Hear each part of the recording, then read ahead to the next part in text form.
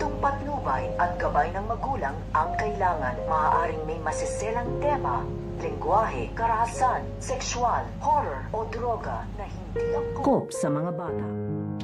Dahil sa pagtutulungan nito nga ni Para at nito nga ni Joyce ay matatagpuan na nga nila dito kung nasan nga ito nga si Apo Berta.